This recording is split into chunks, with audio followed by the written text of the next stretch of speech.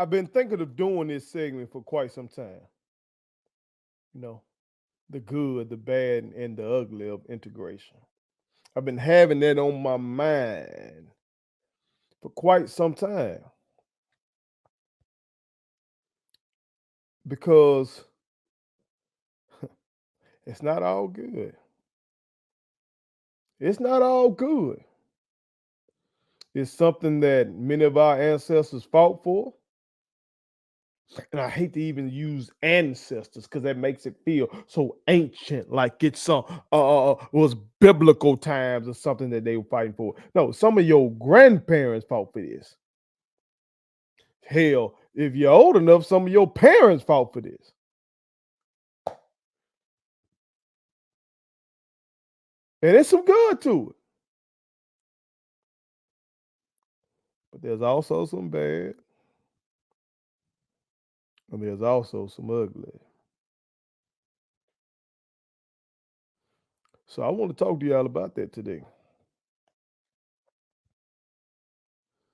And I think excuse me, I think that now is the perfect time to talk about it in light of the Supreme Court ruling on affirmative action.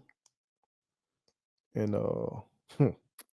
it's another one of these times in America that people are having this discussion on race right now, right? People always say we got to have a conversation, have a conversation.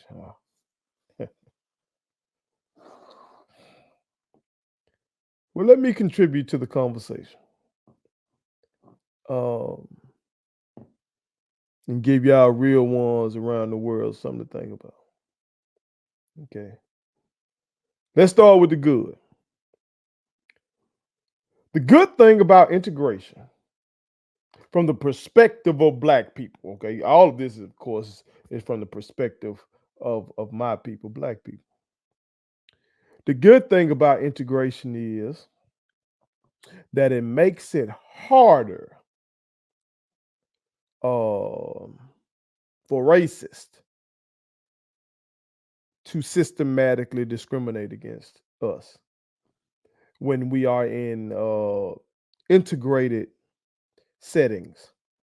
Okay, it makes it harder, not impossible.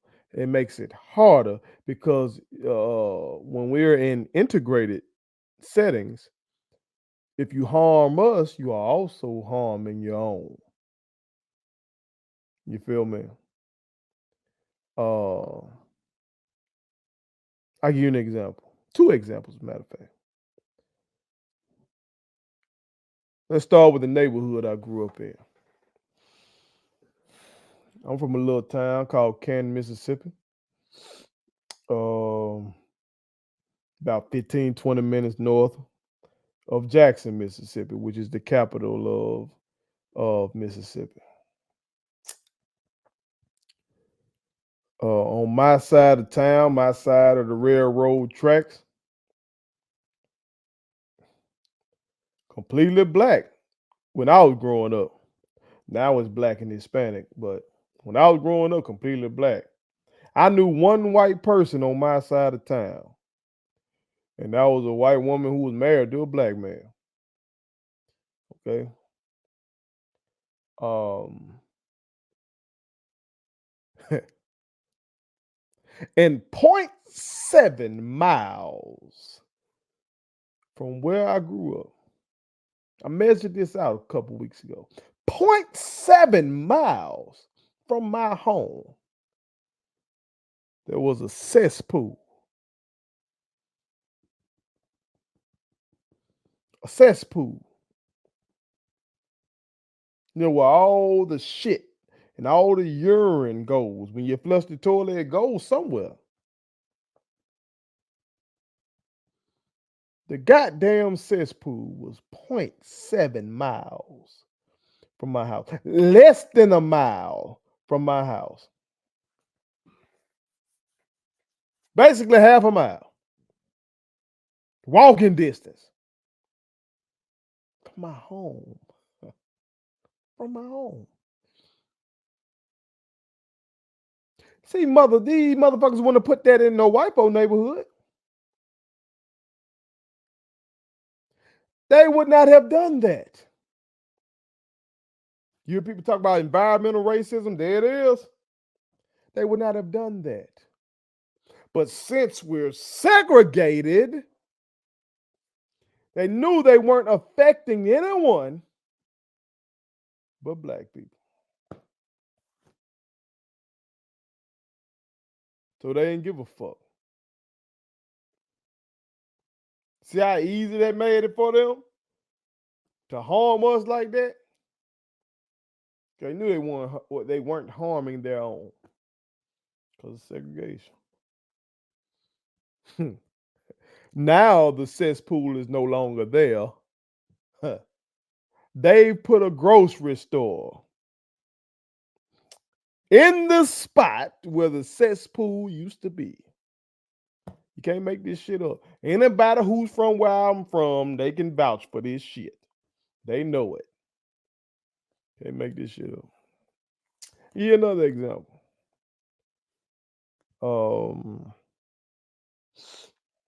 My mother graduated from Jackson State University in HBCU. My oldest sister graduated from Jackson State University. I earned my teaching license by going to Jackson State night classes, so for some grad school classes. But for my undergrad, I went to a PWI, a predominantly white institution, Southern Mississippi. Okay. So I have seen both sides of the game here in the state of Mississippi. I've seen what it looks like from an HBCU standpoint. I've seen what it looks like from a PWI standpoint. Me being at a PWI, I reap the benefits of everything else that the white boys and girls were using. I ate in the same cafeteria with them. I went and worked out in the same uh, fitness complex that they did. The same resources that were afforded to them were afforded to me. Because see, we all mixed up there. So if these racist motherfuckers in the state legislature and all that kind of shit tried to hurt people like me, they were gonna hurt their own constituents, their true constituents. I'm supposed to be their constituents, but they don't give a fuck about it. But when you have an HBCU over here just set off to itself and it's mostly, damn near all black. It's not all black, but because there's some white people there, some Hispanics there. What I'm talking about. But we're there. They know that. So what do? They systematically underfund it. So you see what I'm saying? So when we are separate like this, it makes it easier for the oppressor to oppress us. And that if that type of shit goes on today, then goddamn, can you imagine before the civil rights movement it made it so much easier for them to systematically hurt us because they knew, okay, they're over there, we're over here. So this policy, it ain't gonna bother us. We just gonna fuck with them over there. So it's good that we can be in these spaces where the majority is, if we choose to, because then when we're in these spaces, it makes it harder for them to hurt us. So that's the good. Here's the bad. Integration was a death blow to many black businesses. A death blow to many black businesses. See, when we got the opportunity to spend our dollar wherever we wanted to spend it, overwhelmingly, we took our dollar away from black owned businesses and took it to white owned businesses.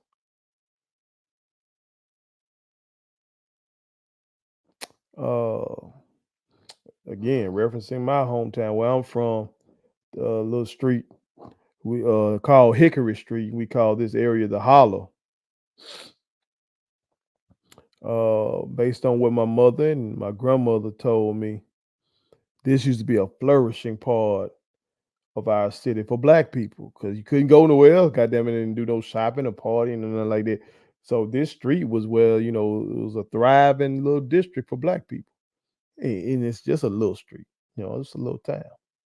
But same thing can be said of in Jackson, Mississippi for Ferris Street. Ferris Street, okay. Jacksonians know what the fuck I'm talking about when I talk about Ferris Street. It was thriving. My oldest sister's husband, so my brother-in-law, uh, Dr. Harmon. Well, his father owned a pharmacy on Ferry Street. Okay, some of y'all might know what I'm talking about. Okay, uh, it flourished during segregation. Now people, where you gonna go? You know what I'm saying? But then when integration comes about, people take the black dollar to all these other places because you had that choice. So it's like our grandfathers and grandmothers and great uncles and aunts. I mean, they did those sit-ins at those lunch counters and all of this shit and demanded to be served at these places.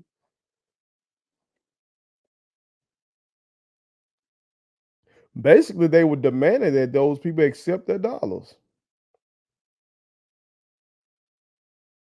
It was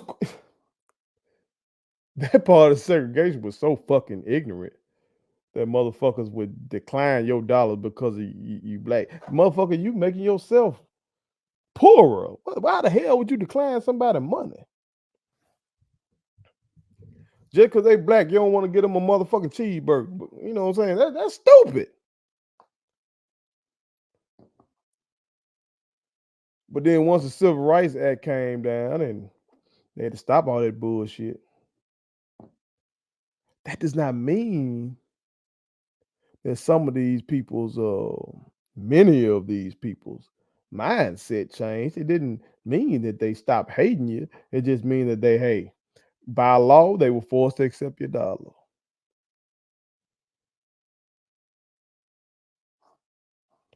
And then, so I guess they start training the employees, at least fake it, goddamn it, fake like you like them to get the money. So the black dollar start going to all these places, and the black businesses lost their customers because then the white customers wouldn't come to them, and then we lost the black businesses.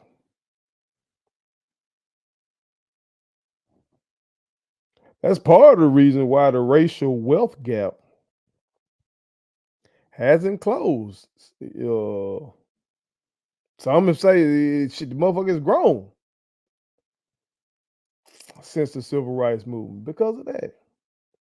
A lot of these flourishing black businesses who depended on their black customers, they went underwater. So that's the bad.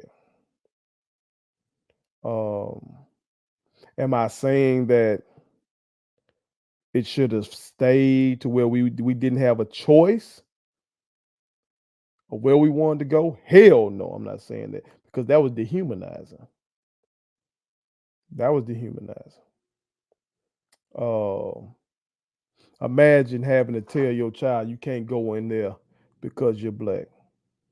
That's dehumanizing. That scars a child instantaneously. You know what I'm saying? They already started to think that they're inferior. So no, that's that it. The Civil Rights Act was right. You know what I'm talking about? Our people who forced those motherfuckers' hand and made them do that, made them pass that law and made Lyndon Baines Johnson bitch ass sign that law. Uh, Shout out to them, salute to them. Thank I thank them. But what I'm saying is that given the choice, see, we were fighting for the choice. We were fighting for them not to be able to tell us what the fuck we gonna do. We were fighting for the choice. If this is America, Jack, I'm supposed to be free. I should have the choice to spend my dollar wherever the fuck I want to spend it. So the bad thing about integration is far too many of us chose to treat the black business as inferior to the white business. You've seen it. I hope none of you have done it, but you've seen it. You see motherfuckers online. I see that. I try to support black business, but then they do. Get to criticize. But goddamn it, and I've used this example before. But they'll go to McDonald's time after time. That damn shake machine ain't been running properly since the 1990s. And these motherfuckers still take their ass over there. They go to Wendy's and Wendy's fuck up their order left and right, but they still take their ass over there. They order some shit off Nike and Nike fuck up their order, but they still gonna buy the next pair of J. Y'all know this. But if they try to shop with a black small business, them motherfuckers fuck up one time, it's over with. Or to criticize the prices because it's a black business, or they think they should get their hookup because it's a black business. Y'all have seen this, and it's not right. It's not right. If the product is pretty much the same, I would say we need to start choosing our own goddamn. If you got to choose, at least there's a chance that that money stays in our part of the town. Because hell, I'm talking about integration. This country still largely segregated, not by law, but by as a matter of fact, it is. So we need some of that money to stay in our communities. You feel me? Cause we gotta build up our tax base so we can get these goddamn roads fixed, and we can get these pipes fixed, and we can get these schools the resources that they fucking need. Take money for that. Takes money. So that's the bad. The destruction of the black business. Okay. That's the bad integration. Let's talk about the ugly. Okay. The ugly. The ugly thing about integration is that it caused many people to believe that this shit straight now. It caused many people to believe that racism is dead. It caused many people to believe that we live in a post-racial society. It caused many people to believe that racial discrimination no longer exists, that systemic racial discrimination is not a thing, that people just make it up. And when you speak on it, you're just being woke. Woke. Like there's something wrong with being awake, being aware. Oh my God. That's another video. But that's what it's done. That's what's ugly. It's made people comfortable. It has. Because now you don't have these glaring examples that show you that shit is wrong. You don't have a colored water fountain and a white water fountain anymore. You know what I'm talking about? You don't have these glaring examples of us having the indignity of having to go to the back of the bus. You don't have the glaring example of you applying for a job and just being flatly told that you can't get that job because you're black. You don't have that glaring example of you applying to a school and you not getting into that school and them telling you in the letter, okay, you've seen this, okay, you've seen this. This is real shit. I'm not making this up. Well, these motherfuckers would just write you back and let you know we don't accept colors at this school, okay? We don't have these glaring examples anymore. So it makes people have this false sense of equality, of equal opportunity in this bitch when it's not. It's not. Barack Obama became president of the United States. The motherfucker was talking about we live in a post-racial society. And the whole time, like, you motherfucker must be crazy.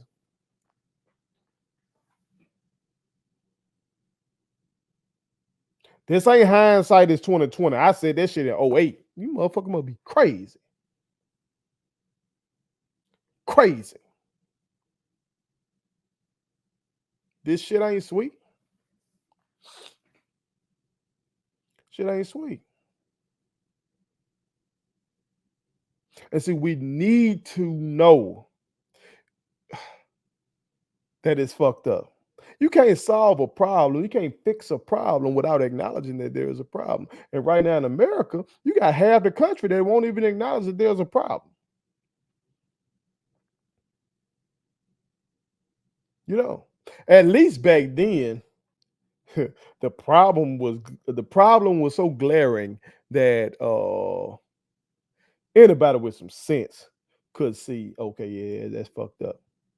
Especially because we were in the midst of the Cold War, you know what I'm talking about? And so United States was trying to put on airs and trying to act like it was the real leader of the free world, you know what I'm talking about, to contrast itself with the Soviet Union, you know what I'm talking about?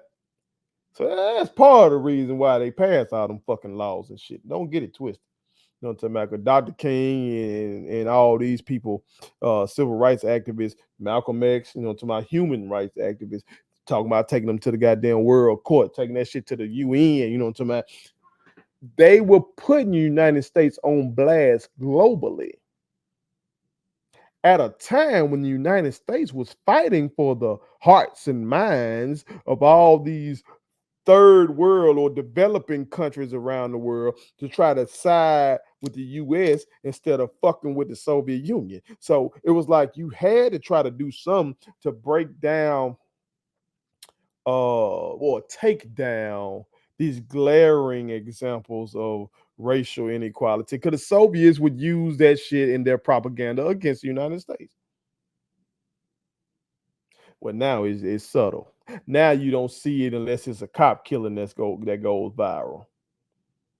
Notice what I said. Now you only see it if it's a cop killing that goes viral. A lot of this shit don't even get seen. We got a situation right now here in Mississippi where some motherfuckers from Rankin County police put a gun in a brother's mouth. What the fuck? Hell, my situation didn't go viral. I don't know if anybody caught it on tape in 2007 when the police attacked me. There's so much shit that goes on, but it didn't make the news. Hey, but LeBron's out there. Everybody's clapping for LeBron. Must not be anything wrong with America. Oh, Tyler Perry is a billionaire. Must not be anything wrong with America. White people are cheering for Jay-Z and Beyonce. Must not be nothing wrong with America. Fuck that. America has a problem. America never solved its problem. America only did part of the equation. You know, you ever work on an equation in math class and algebra and shit like that? Yeah, you got to show your work. America never got to the final solution down there. You know what I'm talking about? It just did part of the work and stopped. That's good enough. But it's not good enough. It's not.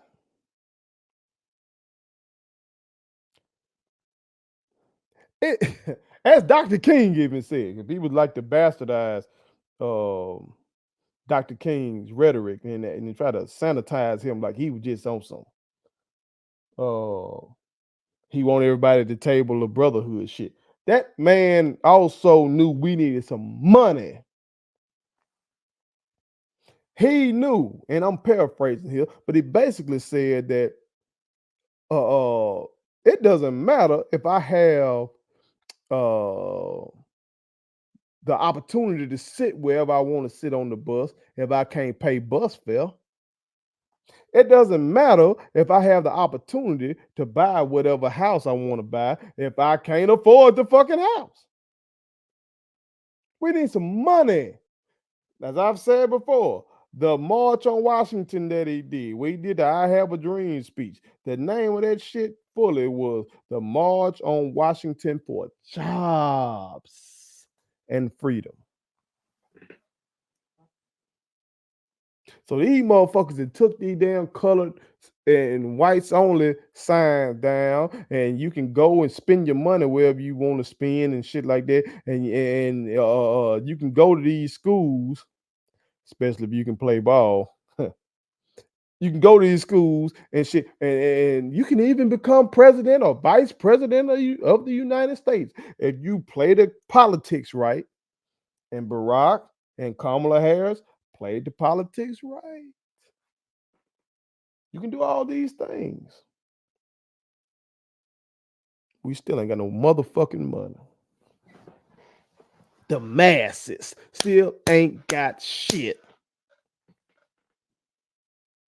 which is a legacy of slavery and systemic racial discrimination. But people think, hmm, that shit sweet because you can see folks at a football game together, sitting by each other. Because you can go to your restaurant and go in there and order you a steak. Because you can go to the concert, black person, white person, and you in there rapping along with Drake together. Think everything's sweet, but it ain't.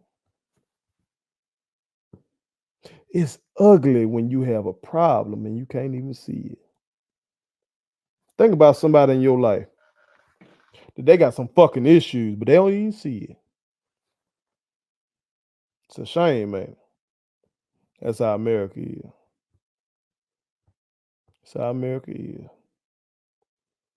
So again, I am not calling for a return to segregation. I'm not one of them ones. I'm not doing that. I told you it was so much easier for racists to systematically oppress us when we didn't have no choice but to stay separate from them. That made it too easy. I strongly believe we should have the choice to do whatever the fuck we want to do and go wherever the fuck we want to go if we have the ability to do so. I strongly believe that. But I also believe that we should do a better job as a people of starting our own businesses, okay? Of starting our own businesses and supporting our own businesses. I strongly believe that. And I'm not talking about just barber shops and beauty salons and entertainment companies like mine. I'm talking about we need a fucking factory. We need a factory. You feel me? We need something that can employ a lot of us. Okay. Or at least not discriminate against us in the job application process. I'm not saying only hire us. Hell, that's against the law any fucking way. What I am saying is you still got to this day where motherfuckers will systematically just not hire us. They find a way to get around shit, these laws and shit. You know what I'm talking about? I just saw something about housing. It said like you can have a black person make 150 racks in Mississippi who has a 40% chance of getting denied uh 40% higher chance of getting denied a loan for a house than a white person who makes $40,000, something to that effect. Okay, that's crazy. Let me double check that. I don't want to tell y'all nothing wrong. I want to quote this shit directly. You know what I'm talking about? Because this stat was fucking crazy to me. Okay, here it is. Okay, it says a black Mississippian making $150,000 is 40% more likely to be denied a mortgage than a white Mississippian making $40,000. I said that right. That's fucking crazy. That's fucking crazy. But see, that's where that ugly come in. 'Cause we don't see that. We don't see that. You got a lot of motherfuckers out here that feel like racism don't exist no more. Ain't nobody calling them the N word with the hard R. You know, you gotta have that hard R for the people to get offended. Ain't nobody calling them the N word no more. Say gooch. Anything white folks scared of them. When racist white people doing that shit right there. And the ugly thing is that people don't even know that that shit exists. That that's happening to them. First of all, to fight against something, you gotta goddamn realize it's happening. You're getting fucked. You're getting pissed on. That ain't rain, that's piss.